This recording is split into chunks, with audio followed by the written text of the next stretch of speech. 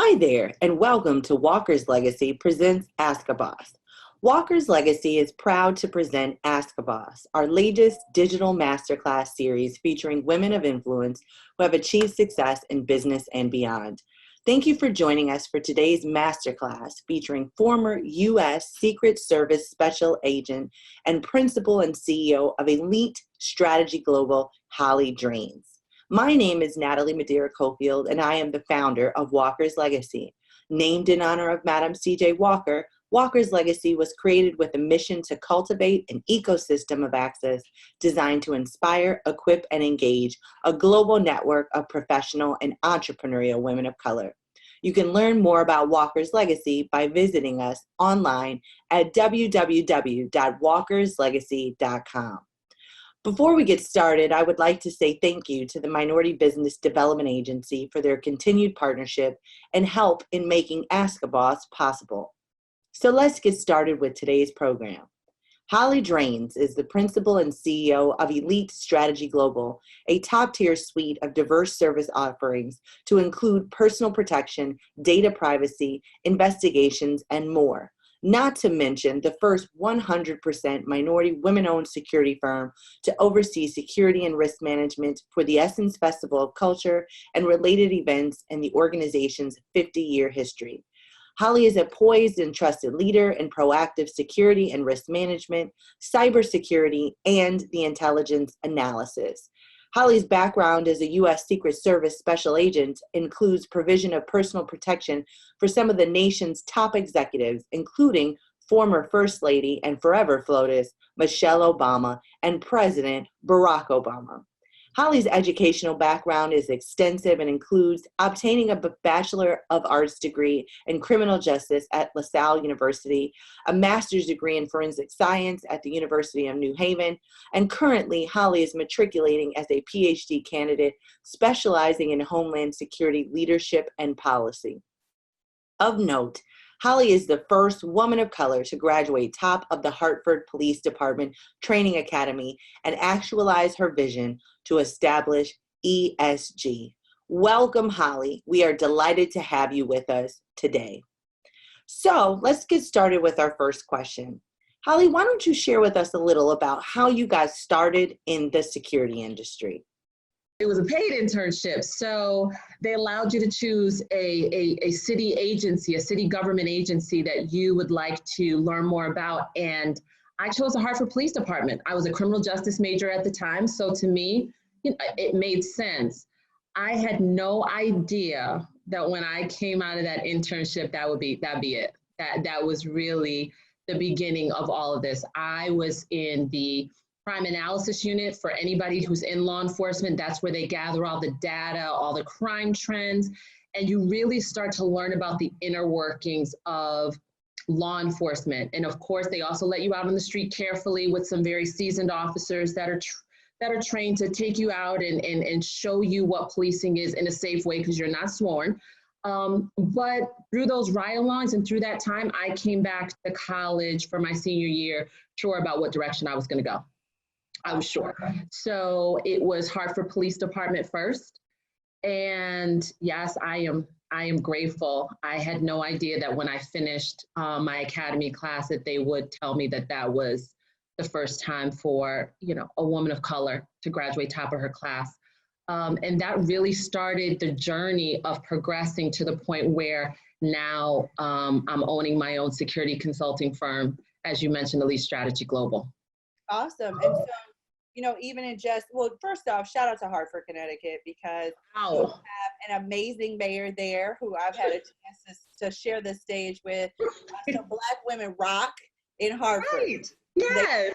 If you don't, good things come out of Hartford, Connecticut. Yes. Okay. I'm from a small town called Rochester, New York. Yeah, I'm from a small town called Rochester, New York, and we have a Black female mayor here too. And there's something special about cities that have elected women of color to serve in the highest ranks of leadership. And obviously, to me, and even in your story, it's something that permeates through other industries and other spaces, with you being Absolutely the first woman of color to graduate from the Hartford Police Department. Okay, so you go from Hartford Police Department. Yes, ma'am. And then you start working with the Obamas. Talk to me about that. about how that happened. Okay, so you were doing Secret Service. I have a couple questions about that experience. I'll get to I'm it in a sure second. you do. But how did you? Because again, I think most of us are more used to hearing about professions from the context of I went from manager to director to this, Mhm. and obviously new industries and different industries have different kind of ways in which you rise up the ranks. But Right. working as a Secret Service detail is a very significant opportunity for anyone in the police or in an entire security space. So I'd love to hear from you, like how you got started there. Okay, so the way I got started there, honestly, while I was with the police department, I was working on my master's. And so anybody who is a full-time working adult doing their master's, going to campus, sometimes it can be a struggle. So, I was in class, but I'll be honest, I was sitting in the back of the class, just trying to trying to make it happen because, you're tired when you come from work all day and now you're going to class. But while I was in class, I met a gentleman who had left the Hartford Police Department at the same time I joined, and he was now with the Secret Service. And so in our just kind of get to know you conversations, we realized that we had that synergy. And as we shared a master's class, we were in a Master of Science class for forensic science. While we were in that class together, it allowed us to have conversation. And from that conversation, he told me that he felt that I would be a good asset to the United States Secret Service as a special agent. And I'll be honest with you, when he first told me, I was like, no, I don't know. I'm a Hartford, we just shouted out Hartford. I said, I'm a Hartford girl. And let me put it out there on the record, I loved being a police officer in the city of Hartford. I was born there, I was raised there, I loved serving there. So at the time when he spoke to me about it, I really had no desire to move out of that space because it wasn't like I was unhappy, where sometimes when you move out of a profession or discipline, sometimes it is because you're unhappy where you are. I was never unhappy in Hartford. And so the reason why to answer your question, how I got to the Secret Service is I spoke to a mentor in the police department. He was of rank and I respected his opinion. And I told him what I was faced with, what they were sharing with me and what he told me, and I will share it in this space. And he knows who he is and hopefully he still remembers. He reminded me that I had done good work there and that I had served them honorably, and that I had burned no bridges. And he said the reason why he knew he was meant to be at the police department was because he wasn't afraid to try other things. And as he moved around in his adult space, he said, I was willing to go out there and try. And as I did that, it landed me with the police department. So he said, I want the same for you. Go to the Secret Service, give it all you got. And he said that if you find that it's not where you felt like you were supposed to be, he said, come on back. You've burned no bridges here. And I thought that was the kindest, most the generous and just a supportive, I'm here for you, but I'm not going to hold you back from where you think you're supposed to be. And then he said, if you get out there and you love it, then that's where you're supposed to be all along. So that's honestly how I ended up with the service is, how we all have those mentors that are that ear for us. And he said, go out there. He said, the only way you're going to learn where you're supposed to be in this life, he's like, you got to be willing to try. Well, Holly, one of the things that I'm going to kind of cherry pick on here that I love is that he said you burned no bridges. And I think that is very important, right? So as you think about people coming on board to companies, people leaving companies, people remaining in contact with people, he said two things to you. You did good work and you burned no bridges. And with both of those things combined, he was willing to he was willing to encourage, he was willing to support, he was willing to, in some instances, push you kind of out the door to another opportunity, but also say, if ever you want to come back, you can. And so I think that there is a, particularly for this generation, right? I think that there is kind of like this, put it all on social media moment, leave with grandiose, have a very small tolerance for anything that happens that's outside of what you expected to happen. I personally feel that does a disservice to preparing you for leadership in the future, because not much of what you expect to happen is going to happen. You always have to be prepared for something to go wrong, Oh my God. always. And so Always. as we're talking about this and this very critical moment where we're also at an inflection point, right? Where people can say, hey, this COVID situation has got me working more hours than I expected to. It's got me doing stuff that's not in my job description. You know, what advice would you give to someone about how to continue to work with grace through this moment, and how critical this particular moment can be for establishing yourself as a leader within your organization for the future? I would say to those folks, I was online this morning, actually, Natalie. It's funny that you asked that. I was online this morning because most houses of worship, most faith-based organizations, you can't go to the actual space right now. And so I was online with my church. Alfred Street Baptist Church is where I attend. And so one of the things that I'm simplifying it for efficiency of time, but one of the things that the pastor talked about in totality was that during this time, it forces you to appreciate the things that you really had no hand in giving yourself. Mm-hmm. And so that's what I would offer to folks that are feeling burnt out, we're feeling the anxiety, we're feeling, when is this going to end? We're feeling, for some of us, loss of opportunity. I'm doing things, like you said, I'm not supposed to be doing. I thought I would still be here, and now I've got it. I would say just hold on to the things that are a blessing regardless. Trust me, I had my day last week where some things happened that, I'll be honest with you, I didn't see them coming. But in that moment, I said, catch yourself. Can you take a breath and your lungs are functioning? Like, are you able to be healthy enough to complain? Can you work out in your house even though you don't want to be in your house? Like, catch yourself. Are you still able to, meet your bills or have a village of folks that support you? And so that's what I would say to people. Hold on to the things that we probably forget about the most. And I put myself at the front of that conversation. I get, sometimes you get caught up doing what I know that I'm supposed to do. And I get so busy doing that I forget about the basic things that are a gift every single day. Yep. So Holli, with that, so I love that, thinking about the things that are a gift at this moment, just thinking also about the fact that our perspective of this has been, we heard about the Great Depression. None of us, right? Right. The Depression is marked with 15 million people who are on unemployment. And that was kind of looked at, as we were reading about it in history and going through that process, as kind of like the pinnacle of what it has looked like for our economy, where it needs to be. And now today, we're seeing 22 million people have signed up for unemployment today. But as I told my team, and as I have heard, and as I tell my team, and as I try to remind myself, the Chinese character for chaos is the same one that is the character for opportunity.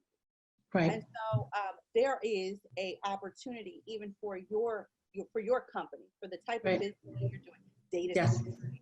Everything is now online, security services, all of that. So talk to us about kind of how, again, you went from making that pivot from working in Secret Service to then moving into entrepreneurship. And if you could interweave the timing of that for you, and if there's any parallel to what we have going on, and I know this is kind of like a moment in time that can never be replicated again, but if there was a moment for you where you said, this is it, right? I've got to do it today. I've got to go out here and start this business today.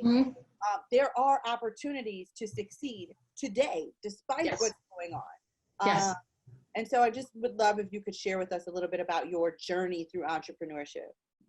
Absolutely. So my journey to entrepreneurship actually resonated during my time with the Secret Service. So first and foremost, without hesitation, I will tell you, Natalie, it was a privilege and an honor to serve the United States Secret Service as a special agent along a fantastic group of both men and women.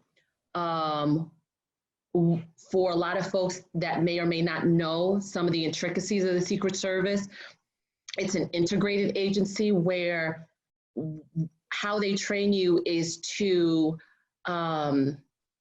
be able to provide protection to our nation's highest leaders, as well as manage the investigative mission, which is your cybersecurity and your financial crimes. And so during that time of service, obviously we talked about this at the beginning of the conversation, I was blessed with being able to serve on the Presidential Protective Detail. I was grateful, and it's undeniably a place in my life that I will always hold so near and dear to my heart, because I came in at a time when the country was experiencing its first African-American president and first family.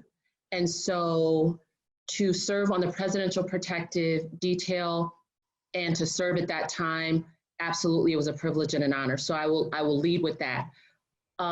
During that time of being on the First Lady's detail was probably one of the most trying. And so excuse me, I lost my mom and my sister. And it was during that time, and I speak to your viewers, and obviously it's a very emotional conversation that I don't have often, but to answer how the company came to be, I have to be transparent in that. And so it was during that time that after they both passed away in the same year. My sister she had one son. And as he was developing and growing, there came a need for me to take a more proactive role in his development. And so in order to do that, it really wasn't a choice, even though, as I've said, it hurt to step away from an organization and an agency that I took such great pride in and such love. But it was no choice to be made to raise my sister's son. That was not a choice.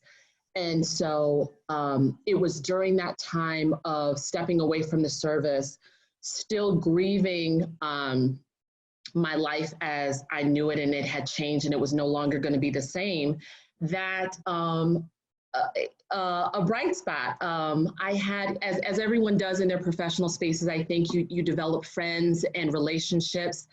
I had one of the staff people from the administration reach out to me and just ask me for some security advice. And I'd always have a great love and respect for her, and she knew she could call me anytime. And so she chose to call me, and she said, hey, I have a question. I'm working in this space, and I know this part of it, but I don't know how to handle this security aspect of it. And so she explained it. I gave her the best advice I knew how to. She connected me with her client to assist a little further. And that client, and hopefully there'll come an organic time at some point in my journey where I can go back to that client and say, do you remember talking to me? Thank you for the advice that you gave.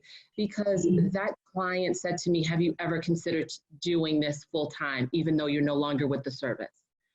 They told me there's something to be said for doing something that you love and that you have a passion for. And they said there's absolutely nothing wrong with monetizing that gift. And so I spent time in reflection and prayer. And after that time, because I immediately told them, no, that's not what I was looking for. I'm still trying to figure out how to be a mom, where I didn't have any children prior to my nephew. Yeah. But I didn't miss their sewing into me. And I let it marinate, I let it sit. And the next thing you know, I was in a conversation for 2 to 4 hours of time I will never get back, trying to figure out my first business plan. And Elite Strategy Global came to be. So first I want to honor the impetus for the start of this business. And I appreciate you sharing that with our viewers, and with our community. And I think that it does go well with the time that we're in. And where I'm going with that is this, that a lot of people are grieving, grieving and mourning. They're grieving and mourning loss, loss of family, loss of job, loss of hope, loss of dreams. And the unique component of what happened for you was, and they're all finding themselves in new roles, Right. new situations, being at Correct. home, in ways that they had never imagined, and trying to make sense of what's going on in their lives. And what I love about your story, while it is rooted in something that is very painful, is again how you have been able to transition that into something that has been very positive, fruitful, for you through that pain. So there's, through the pain, kind of resurface purpose. And I think we're taking this time, and I started off by saying on a Sunday, you know, we're pouring into ourselves, we're pouring into our careers, we're pouring into our livelihoods. But it also kind of goes to you taking the time to take that moment to pour into what your next step was going to be, and to be intentional about that. Letting the universe and people speak that into you, and then you putting forward the action. I love also that someone says to you, it is not a dirty or filthy thing to monetize the very passion and skill that you have. And That's right. Itself is going into business, right? Yes. And so if no other time than now has shown us that you cannot give all these things away for free. Because when you have given everything away for free, what do you have left for yourself?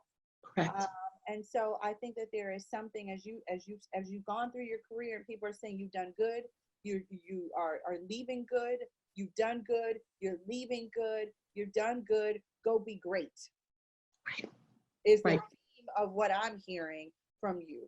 So okay, so as we honor that, right? So somebody who's watching, whether they're watching on live, whether they're joining us on Twitter, whether they're joining us in this call right now, is in a moment that is an inflection moment, is in a moment that they did not expect, is going to reinvent themselves and their lives, and they need some inspiration. And Holli, I think your story today is very inspirational as it relates to that. So I would love if you could then walk us through kind of how you started building your client network and your client base, and more about what your company does. Because as I mentioned, I think, obviously that now is a great time for business opportunities for you. I go back to my chaos and opportunity moment. And so data security period, all of that kind of stuff is a space that you have very squarely served in leadership on. And so talk to us about some of the stuff you've got going on, the things that are happening, and things that you see going on for us in the COVID future. Right. So Elite Strategy Global, as I stepped into that space, took that leap of faith and said, you know what, we're going to do this, because I don't believe that this was mine. I believe I was blessed with this seed. So we're going to sow it. And like you said, there's nothing wrong with monetizing, because where you monetize, not only are you able to take care of yourself, but let's just be honest, if we're learning nothing else in COVID-19, we're learning how to spread across the aisles, both alongside of front and behind, and make sure everyone else is covered, not just yourself. So that's what I always talk to my team about. That's always what I talk to folks that I align with, is everything that I do to create new opportunity is not squarely for my benefit. Is how can I sow into someone else the way the folks sowed into me, so that I could sit on this call and have it with you, right? So what Elite Strategy Global, what we are is a security and risk management firm. And when people say, well, what area of security are you in? I said, to be honest, we're in all. We come from a level of space and training from a government and an agency where everything is important when it comes to safeguarding both people, facilities, events. And so when you learn those skills, now you hone them, and you and your team become subject matter experts in them in the different lanes. So some of them are intelligence. You're talking technical security. Yes, you're talking data protection. You're talking internet security, operational security management, logistics. You're talking about emergency action planning, emergency preparedness planning, those two buckets that go together. You're talking about anything that can affect the safety of an individual, both professionally, personally, the company, all of those things we take into consideration, and all of those things our consulting firm guides people through and helps them put the best security practices in place to mitigate. We do medical advisory, all these things. And so when you start talking about COVID-19, some of the things that have popped up that people have become susceptible to is, unfortunately, there's been some nefarious behavior out there, and people soliciting things online and people showing up at your home, those type of things, because they know people in a space where they're just looking for information, they're looking for answers, and they want to know, and they want to know right now. And so now we're saturated with answers and information coming from all different directions. And I would say it's imperative to vet everything before you, number one, take it as the gospel, and number two, expose yourself to it, whether you're exposing your personal information, by all means, letting someone into your home, any of those things. Make sure you're doing your due diligence to make sure that what you're trying to click into, what you're trying to align yourself with is really what it's purporting to be, and it's not someone unfortunately trying to, use this unfortunate situation and capitalize on those that are vulnerable right now. And so as far as my firm is concerned, that's what we do. We align with people, and we really help them to come up with, based on our training and experience of, protecting, our nation's highest leaders and everything that goes around that, which is their travel, their living, their homes, their families. Based on being tasked with that level of responsibility, now we're giving that to the private sector and to our clients to see how we can be best mitigate and secure you as well. Got it. Perfect. So I'm going to open it up so that if anybody has a question of Holli, if you can ping us in the chat and leave it there, and I'll make sure that we get that question asked, or maybe we might be able to have you kind of join us, and if you're interested in joining with your video on. If not, feel free to ping us in the chat box, and I'll make sure I get that going. Holli, I'm going to ask you a couple of questions, and these are kind of less about the entrepreneurial career journey, but due to your background, we're in a moment now, again, with COVID, where we're seeing security, physical security, being something that people are also extremely worried about due to shortage of food, due to shortage of jobs.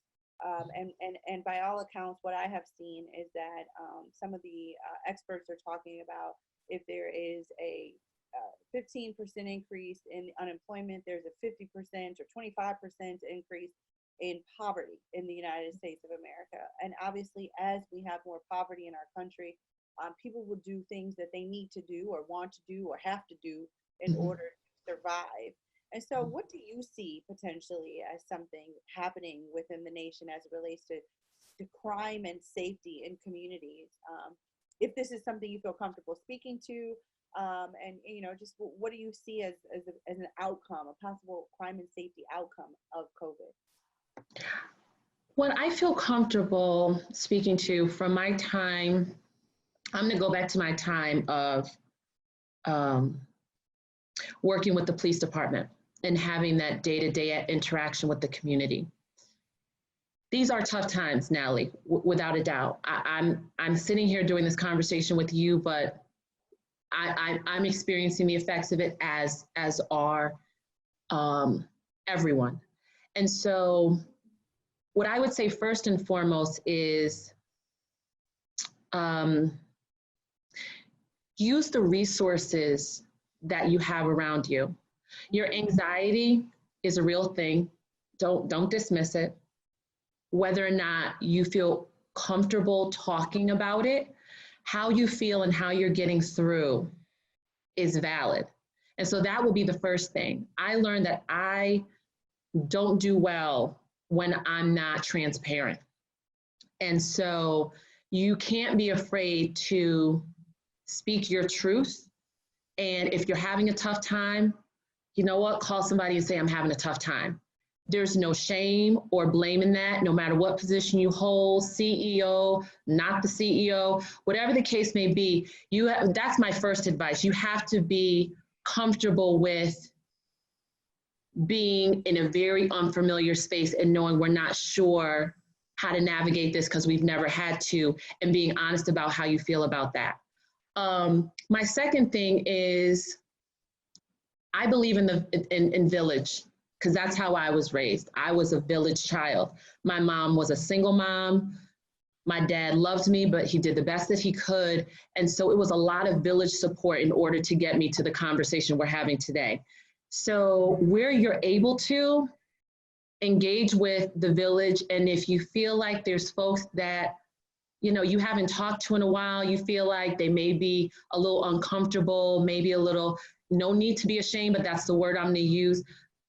You sow into them before they have a chance to feel what they're probably feeling, because you're probably feeling the same. You see what I'm saying? Like, sow into your village. The way your village holds you up, reach across the aisles and see what villages you can hold down, whether it's the food bank, whether it's supporting your church, whether it's calling up your family, your friends, whoever it may be. Find out how you can be supportive, because sometimes, it's just the phone call somebody needs, or, hey, I got an extra bag of this, or I've got an extra pound of that. You know what? We got this together. And I think if we can do more of we have it together and less of you're by yourself, I think people feel a little more open about when they are going through and asking for help, and we can all get through this, a little easier together. So it's so two things. So I love how you connected that to, the crime possibility, right? So to me, I'm going to take this as your answer is, we'll get through this as a community. That's right. We will not get through this if we look at this as just my family, my group, my people. That's right. That's it. Right. That's right. And so this is one of those moments where it's important for us to think about all of us, because just as we're seeing with the spread of this virus, or the spread of other things that can happen, social ills can happen just as quickly. It will be any and everywhere, all around you. If we do not look at this as something that as a community we need to come together around. Holli, I would be honest with you. So I love the other piece of this, which is check on your friends, right? So many of us were suffering before, right? With anxiety, we were suffering with depression, we were dealing with, imposter syndrome. We were dealing with life, and life in and of itself is complicated. Life is tough. Life is what it is, right? And so, but with that being said, it's like, then you add a layer of that on top of this, which is like, now you're socially isolated. And it's affecting people to the point where, you might have been in a relationship and it might not have been as serious as it was supposed to be or could have been before COVID. And now you found yourself alone. You could be going through a divorce. You could be in a relationship. You could be without your family. You could be without your friends. People I know are experiencing this alone. And just how powerful the power of joining together online and calling people and making connections. I've had alumni group connections with folks who I've gone to school with that I haven't seen, and I would have taken for granted because I would be only interested probably in seeing them in person. But now I'm interested in seeing them online because that's what we can do. And I've come to realize that it's just as powerful to see them online smiling, like the elders would say, let me just see your face. Let me make sure you're smiling, That's right. Then it would be able to see them in person. And so I just want to challenge all of us to whether we use Sundays for the check-ins or we use another day for a check-in, but the kind of love pouring that we want to receive from other people is what we also need to put out there into the universe also. Amen. That's exactly right. That's it. And to me, that's the secret sauce, right? Because very few people can check on you if they don't know that you're going through something, but you also kind of got to call them and tell them you're going through something and check on them, because everybody is going through something as well. That is correct.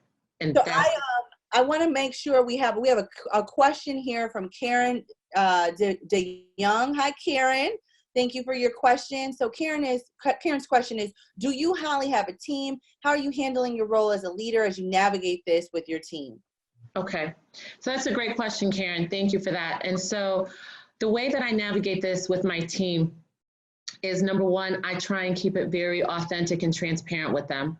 I try and lead from the front, which means I lean in a word, I lean in on my faith and try not to let my feelings get in front of my faith. And that's real, because what's happening right now has us up and down, side to side, every which way but loose. And so I have people that are counting on me. And as a leader, even if I'm having a moment, then I need to take that moment privately. But at the end of the day, I need to put that away and figure out, okay, well, this may not be happening because of the current situation we're in. However, we are a full service organization. And so I'm out on the front lines making sure that my team is taken care of. I check in on them, too, they check in on me. So I think the answer to your question is, as a leader, you have to do for them what you would expect them to do for each other. You can't expect that they will do it. You can't expect that they know how you feel about something. You can't expect that they know that they feel on a given day valued or whatever, because everyone is going through. So I would say my best advice to you is, number one, I put my faith in front of my fear. I try and put my faith in front of my feelings.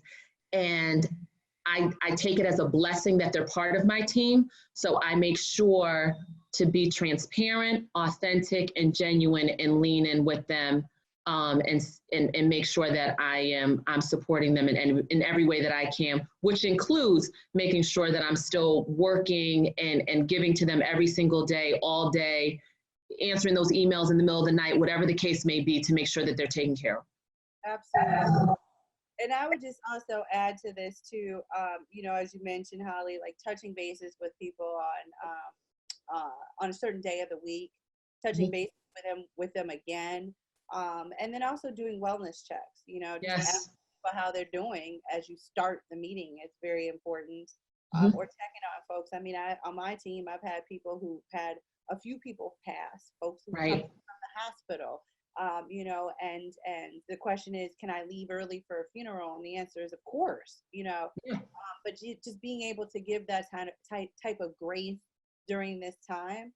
And I also think, as a leader, and to the point that you made, Holly, it's about trying to stay ahead of this as much as you can. Right. And really asking your team to innovate and pivot quickly with you. That's right. You may not have all the answers. And so this isn't about, you have to be the one to come up with every single solution possible. Not possible. It's not even possible. So it might be a moment for you to have some strategy sessions with your team to say, here's the problem. Let's talk about ideas and possible solutions to this problem, and ask everybody for their opinion and ways in which they may approach this. And then obviously, as a leader, you can take whichever one you want. But it's nice to crowdsource during this time, because you can't possibly know how to navigate this, because we've never been here before, Exactly. And Natalie, to your point, some of the greatest leaders are the ones that are the most open-minded. Holly, I'd like to thank you for joining us today and sharing your story with Walker's Legacy. We'd also like to thank all of you who submitted fantastic, thought-provoking questions that helped frame today's conversation. Walker's Legacy program looks to bring you insightful, meaningful opportunities for conversation and community, and we hope you found that today, during this special Hangout opportunity, was just an example of such. We hope to see you at our next and upcoming events, which you can find out more about online at walkerslegacy.com to stay up to date with our upcoming programming. Again, thank you to our viewers, and thank you to Holli Draines.